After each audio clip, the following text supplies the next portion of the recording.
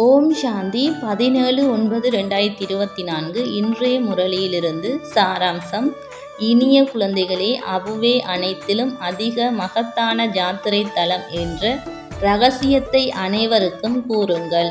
இங்குதான் கடவுள் அனைவருக்கும் சத்கதியை அருளினார்.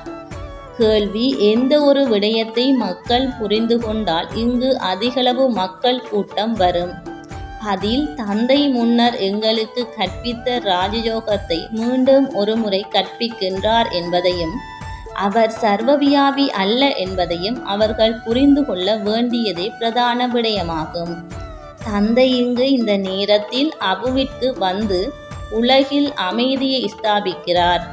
இதன் உயிரற்ற ஞாபகார்த்தமே தில்வாலா ஆலயமாகும். ஆதிதேவர் இங்கு உயிருள்ள வடிவில் அமர்ந்திருக்கிறார். இதுவே உயிருள்ள தில்வாலா ஆலயம் ஆகும்.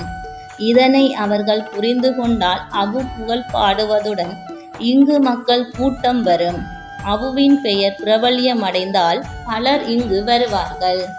தாரணைக்கான சாராம்சம் உண்டு. ஆத்ம உணர்வுடையவர்கள் ஆகுவதற்கு முழு முயற்சி செய்யுங்கள். உங்கள் பாக்கியத்தில் எது உள்ளதோ அதனை பெறுவீர்கள் என்று ஒருபோதும் எண்ணாதீர்கள். விவேகமானவர்கள் ஆகுங்கள். 2. ஞானத்தை செவிமடுத்து அதன் சொரூபம் ஆகுங்கள். நினைவு எனும் சக்தியை கிரகித்து பின்னர் சேவை செய்யுங்கள். அனைத்திலும் அதிமகத்துவம் வாய்ந்த யாத்திரை தலமான அபுவின் புகழை அனைவருக்கும் கூறுங்கள். ஆசீர்வாதம். நீங்கள் பாபா என்ற ஒரேயொரு வார்த்தையின் விழிப்புணர்வுடன் நினைவை கொண்டிருப்பதிலும் சேவை செய்வதிலும் ஈடுபட்டிருக்கும் உண்மையான ஜோகியும் உண்மையான சேவையாளரும் ஆகுவீர்களாக. குழந்தைகளான நீங்கள் மீண்டும் மீண்டும் உங்களின் வாய்களால் அல்லது உங்களின் மனங்களில் பாபா என்று கூறுகிறீர்கள். நீங்கள் அவரின் குழந்தைகளாக இருப்பதனால் பாபா என்ற வார்த்தையை நினைக்கும் போது அது யோகம் ஆகுகிறது.